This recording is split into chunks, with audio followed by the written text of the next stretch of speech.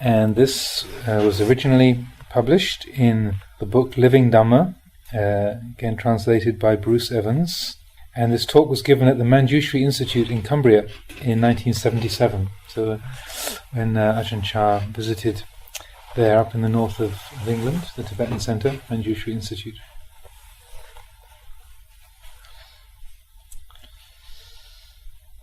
The Four Noble Truths. Today I have been invited by the abbot to give you a teaching. So I ask you all to sit quietly and compose your minds. Due to the language barrier, we must make use of a translator. So, if you do not pay proper attention, you may not understand. My stay here has been very pleasant. Both the Master and you, his followers, have been very kind, all friendly and smiling, as befits those who are practicing the true Dhamma. Your property, too, is very inspiring, but so big. I admire your dedication in renovating it to establish a place for practicing the Dhamma. Having been a teacher for many years now, I've been through my share of difficulties. At present, there are altogether about 40 branch monasteries of my monastery, Wat Nong Pa Pong, but even these days I have followers who are hard to teach. As a footnote, also at the time of the printing of this book, 2011, there are over 300 branch monasteries, large and small, of Wat Nong Pa Pong.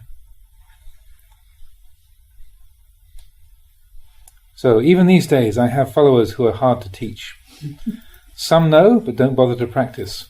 Some don't know and don't try to find out. I don't know what to do with them. Why do human beings have minds like this? Being ignorant is not so good, but even when I tell them, they still don't listen. I don't know what more I can do. People are so full of doubts in their practice. They're always doubting. They all want to go to Nibbana, but they don't want to walk the path. It's baffling. When I tell them to meditate, they're afraid, or if not afraid, then just plain sleepy. Mostly, they like to do things that I don't teach. When I met the Venerable Abbot here, I asked him what his followers were like. He said, they're the same. This is the pain of being a teacher. The teaching I will present to you today is a way to solve problems in the present moment, in this present life. Some people say that they have so much work to do that they have no time to practice the Dhamma. What can we do? They ask. I ask them, don't you breathe while you're working? Yes, of course we breathe. So, how come you have time to breathe when you're so busy? They don't know what to answer. If you simply have sati while working, you'll have plenty of time to practice. Practicing meditation is just like breathing. While working we breathe, while sleeping we breathe, while sitting down we breathe. Why do we have time to breathe? Because we see the importance of the breath. We can always find time to breathe. In the same way, if we see the importance of meditation practice, we will find the time to practice. Have any of you ever suffered? Have you ever been happy? Right here is the truth. This is where you must practice the Dhamma. Who is it who is happy? The mind is happy. Who suffers? The mind suffers. Wherever these things arise, that's where they cease. Have you experienced happiness? Have you experienced suffering? This is our problem. If we know dukkha, the cause of suffering, the end of suffering and the way leading to the end of suffering, we can solve the problem. There are two kinds of suffering, ordinary suffering and the extraordinary kind. Ordinary suffering is the suffering which is the inherent nature of conditions. Standing is suffering, sitting is suffering, lying down is suffering. This is the suffering that is inherent in all conditioned phenomena. Even the Buddha experienced these things.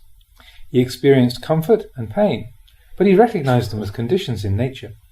He knew how to overcome these ordinary, natural feelings of comfort and pain through understanding their true nature. Because he understood this natural suffering, those feelings didn't upset him. The important kind of suffering is the second kind, the suffering that creeps in from the outside, the extraordinary suffering, quote unquote. If we are sick, we may have to get an injection from the doctor. When the needle pierces the skin, there's some pain, which is only natural. When the needle is withdrawn, that pain disappears. This is like the ordinary kind of suffering. It's no problem. Everybody experiences it. The extraordinary suffering is the suffering that arises from what we call upadana, clinging or grasping, attachment, grasping onto things. This is like having an injection with a syringe filled with poison. This is no longer an ordinary kind of pain. It is the pain which ends in death. This is similar to the suffering which arises from grasping. Wrong view, not knowing the impermanent nature of all conditioned things, is another kind of problem. Conditioned things are the realm of samsara. Not wanting things to change, if we think like this, we must suffer. When we think that the body is ourselves or belonging to us, we're afraid when we see it change. Consider the breath. Once it comes in, it must go out. Having gone out, it must come in again. This is its nature. This is how we manage to live. Things don't function in that way. This is how conditions are, but we don't realize it. Suppose we lost something. If we thought that object was really ours, we would brood over it. If we couldn't see it as a conditioned thing faring according to the laws of nature, we would experience suffering. But if you breathe in, can you live? Conditioned things must naturally change in this way. To see this is to see the Dhamma, to see anicca, change. We live dependent on this change. When we know how things are, then we can let go of them. The practice of Dhamma is to develop an understanding of the way things are so that suffering doesn't arise. If we think wrongly, we are at odds with the world, at odds with the Dhamma and with the truth. Suppose you were sick and had to go to the hospital. Most people think, please don't let me die, I want to get better. This is wrong thinking. It will lead to suffering. You have to think to yourself, if I recover, I recover. If I die, I die. This is right thinking, because you can't ultimately control conditions. If you think like this, whether you die or recover, you can't go wrong. You don't have to worry. The mind that wants to get better at all costs and is afraid of the thought of dying is the mind which doesn't understand conditions. You should think, if I get better, that's fine. If I don't get better, that's fine. This way, we can't go wrong. We don't have to be afraid or cry, because we've tuned ourselves in to the way things are. The Buddha saw clearly his teaching is always relevant, never outdated. It never changes. In the present day, it's still the way it is. It hasn't changed. By taking this teaching to heart, we can gain the reward of peace and well-being. In the teachings, there is the reflection of not self. This is not myself. This does not belong to me. But people don't like to listen to this kind of teaching because they're attached to the idea of self. This is the cause of suffering. You should take note of this. Today a woman asked about how to deal with anger. I told her that the next time she gets angry, she should wind up her alarm clock and put it in front of her. Then she should give herself 2 hours for the anger to go away. If it was really her anger, she could probably tell it to go away like this. In 2 hours, be gone. But anger isn't really ours to command. Sometimes in 2 hours, it's still not gone. At other times, in 1 hour, it's gone already. Holding on to anger as a personal possession will cause suffering. If it really belonged to us, it would have to obey us. If it doesn't obey us, that means it's only a deception. Don't fall for it. Whether the mind is happy or sad, don't fall for it. Whether the mind loves or hates, don't fall for it. It's all a deception. Have any of you ever been angry? When you're angry, does it feel good or bad? If it feels bad, then why don't you throw that feeling away? Why bother to keep it? How can you say that you're wise and intelligent when you hold on to such things? Since the day you were born, how many times has the mind tricked you into anger? Some days the mind can even cause a whole family to quarrel, or cause you to cry all night. And yet we still continue to get angry. We still hold on to things and suffer. If you don't see suffering, you'll have to keep suffering indefinitely, with no chance for respite. The world of samsara is like this. If we know the way it is, we can solve the problem. The Buddha's teaching states that there is no better means to overcome suffering than to see that this is not myself, this is not mine. This is the greatest method, but we don't usually pay attention to this. When suffering arises, we simply cry over it without learning from it. Why is that so? We must take a good hard look at these things to develop the Buddho, the one who knows. Now take note, some of you may not be aware that this is Dhamma teaching. I'm going to give you some Dhamma that's outside the scriptures. Most people read the scriptures but don't see the Dhamma. Today I'm going to give you a teaching that's outside the scriptures. Some people may miss the point or not be able to understand it. Suppose two people are walking together and they see a duck and a chicken. One of them says, "Why isn't that chicken like the duck? Why isn't the duck like the chicken?" He wants the chicken to be a duck and the duck to be a chicken. It's impossible. If it's impossible, then even if that person were to wish for the duck to be a chicken and the chicken to be a duck, for the rest of his life it would not come to pass, because the chicken is a chicken and the duck is a duck. As long as that person thought like that, he would suffer. The other person might see that the chicken is a chicken and the duck is a duck, and that's all there is to it. There's no problem. He sees rightly. If you want the duck to be a chicken and the chicken to be a duck, you're really going to suffer. In the same way, the law of anicca states that all things are impermanent. If you want things to be permanent, you're going to suffer. Whenever impermanence shows itself, you're going to be disappointed. One who sees that things are naturally impermanent will be at ease. There'll be no conflict. The one who wants things to be permanent is going to have conflict, maybe even losing sleep over it. This is to be ignorant of anicca, impermanence, the teaching of the Buddha. If you want to know the Dhamma, where should you look? You must look within the body and mind. You won't find it in the shelves of a bookcase. To really see the Dhamma, you have to look within your own body and mind. There are only these two things. The mind is not visible to the physical eye. It must be seen with the mind's eye. Before the Dhamma can be realized, you must know where to look. The Dhamma that is in the body must be seen in the body. And what do we look at in the body? We look at the body within the mind. You won't find the Dhamma looking anywhere else, because both happiness and suffering arise right here. Have you seen happiness arising in the trees, or from the rivers, or the weather? Happiness and suffering are feelings which arise in our own bodies and minds. Therefore, the Buddha tells us to know the Dhamma right here. The Dhamma is right here. We must look right here. The Master may tell you to look at the Dhamma in the books, but if you think that that's where the Dhamma really is, you'll never see it. Having looked at the books, you must reflect on those teachings inwardly. Then you can understand the Dhamma. Where does the real Dhamma exist? It exists right here in this body and mind of ours. This is the essence of contemplation practice. When we do this, wisdom will arise in our minds. When there is wisdom in our minds, then no matter where we look, there is Dhamma. We will see anicca, dukkha, and anatta at all times. Anicca means transient. If we cling to things that are transient, we must suffer. Dukkha, because they are not ours, anatta. But we don't see this. We always see them as being ourself and belonging to us. This means that you don't see the truth of convention. You should understand conventions. For example, all of us sitting here have names. Are our names born with us, or are they assigned to us afterwards? Do you understand? This is convention. Is convention useful? Of course it's useful. For example, suppose there are 4 men, A, B, C, and D. They must all have their individual names for convenience in communicating and working together. If we wanted to speak to Mr. A, we could call Mr. A and he'd come, not the others. This is the convenience of convention. But when we look deeply into the matter, we will see that really there isn't anybody there.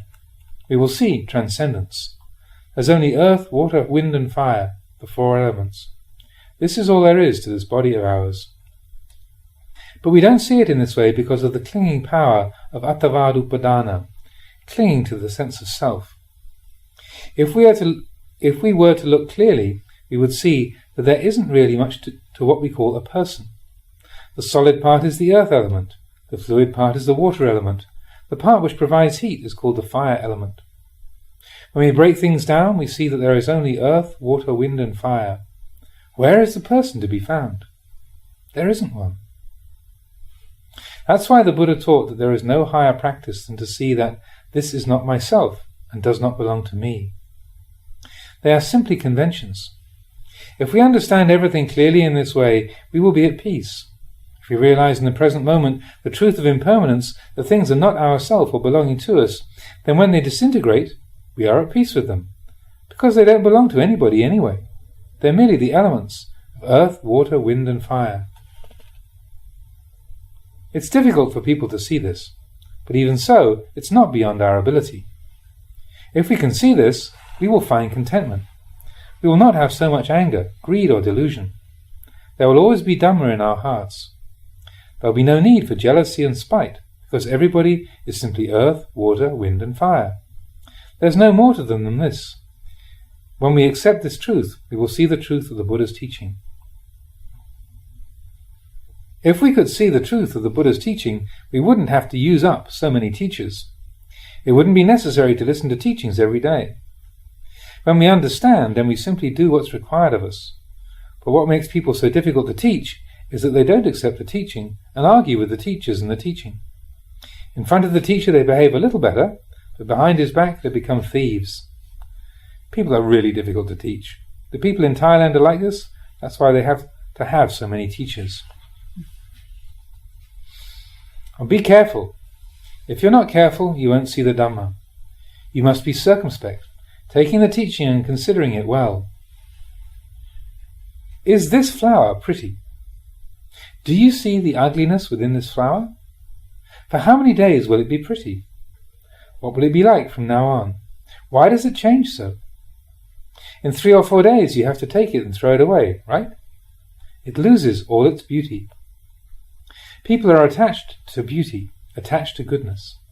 If anything is good, they just fall for it completely. The Buddha tells us to look at pretty things as just pretty. We shouldn't become attached to them. If there's a pleasant feeling, we shouldn't fall for it.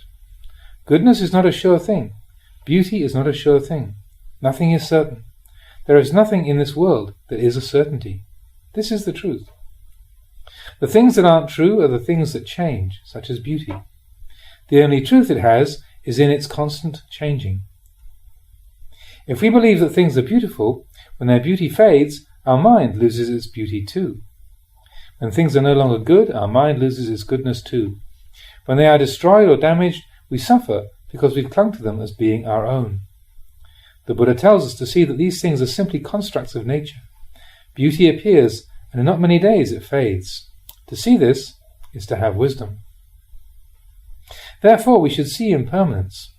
If we think something is pretty, we should tell ourselves it isn't. If we think something is ugly, we should tell ourselves it isn't. Try to see things in this way, constantly reflect in this way. We will then see the truth within untrue things, and see the certainty within the things that are uncertain.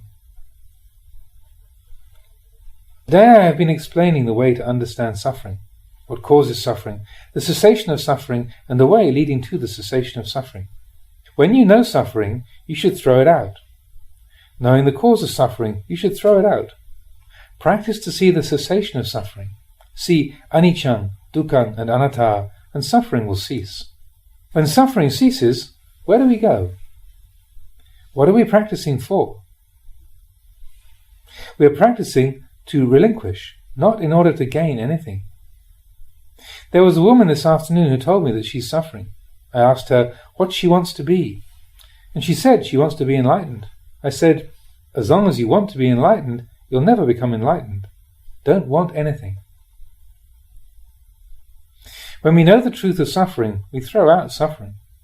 When we know the cause of suffering, then we don't create those causes, but instead practice to bring suffering to its cessation. The practice leading to the cessation of suffering is to see that this is not a self. This is not me or them. Seeing in this way enables suffering to cease. It's like reaching our destination and stopping. That's cessation. That's getting close to Nibbana. To put it another way, going forward is suffering, retreating is suffering, and stopping is suffering. Not going forward, not retreating, and not stopping. Is anything left? Mind and body cease here. This is the cessation of suffering. Hard to understand, isn't it? If we diligently and consistently study this teaching, we will transcend things and reach understanding. There will be cessation. This is the ultimate teaching of the Buddha. It's the finishing point. The Buddha's teaching finishes at the point of total relinquishment. Today I offer this teaching to you all, and to the Venerable Master also. If there's anything wrong in it, I ask for your forgiveness. But don't be in a hurry to judge whether it's right or wrong. Just listen to it first. If I were to give you all a fruit and tell you it's delicious, you should take note of my words, but not believe me offhand, because you haven't tasted it yet. The teaching I give you today is the same. If you want to know whether the fruit is sweet or sour, you have to slice off a piece and taste it. Then you'll know its sweetness or sourness. Then you could believe me, because then you'd have seen for yourself. So, please, don't throw this fruit away. Keep it and taste it. Know its taste for yourself. Now the Buddha didn't have a teacher, you know. As an ascetic once asked him who his teacher was, the Buddha answered that he didn't have one. The ascetic just walked off, shaking his head. The Buddha was being too honest. He was speaking to one who couldn't know or accept the truth. That's why I tell you not to believe me. The Buddha said that to simply believe others is foolish, because there's no clear knowing within. That's why the Buddha said, I have no teacher. This is the truth. But you should look at it in the right way. If you misunderstand it, you won't respect your teacher. Don't go saying, I have no teacher. You must rely on your teacher to tell you what is right and wrong, and then you must practice accordingly. Today is a fortunate day for all of us. I've had a chance to meet with all of you and the Venerable Master. You wouldn't think that we could meet like this because we live so far apart. I think there must be some special reason that we've been able to meet in this way. The Buddha taught that everything that arises must have a cause. Don't forget this. There must be some cause. Perhaps in a previous existence we were brothers and sisters in the same family. It's possible. Another teacher didn't come, but I did. Why is that? Perhaps we are creating the causes in the present moment itself. This is also possible. I leave you all with this teaching. May you be diligent and arduous in the practice. There is nothing better than the practice of Dhamma. Dhamma is the supporter of the whole world. People who are confused these days because they do not know the Dhamma. If we have the Dhamma within us, we will be content. I am happy to have had this opportunity to help you and the Venerable Teacher in developing the practice of Dhamma. I leave you with my heartfelt good wishes. Tomorrow I'll be leaving. I'm not sure where for. This is only natural. When there is coming, there must be going. When there is going, there must be coming. This is how the world is. We shouldn't be overjoyed or upset by the changes in the world. There is happiness, and then there's suffering. There is suffering, and then there's happiness. There is gain, and then there's loss. There's loss, and then there's gain. This is the way things are. In the Buddha's time, there were disciples of the Buddha who didn't like him, because the Buddha exhorted them to be diligent, to be heedful. Those who were lazy were afraid of the Buddha and resented him. When he died, one group of disciples cried and were distressed that they would no longer have the Buddha to guide them. Those ones were still not clever. Another group of disciples were pleased and relieved that they would no longer have the Buddha on their backs telling them what to do. The third group of disciples were equanimous. They reflected that what arises passes away as a natural consequence. There were these three groups. Which group do you identify with? Do you want to be one of the ones who are pleased, or what? The group of disciples who cried when the Buddha passed away had not yet realized the Dhamma. The second group were those who resented the Buddha. He was always forbidding them from doing things they wanted to do.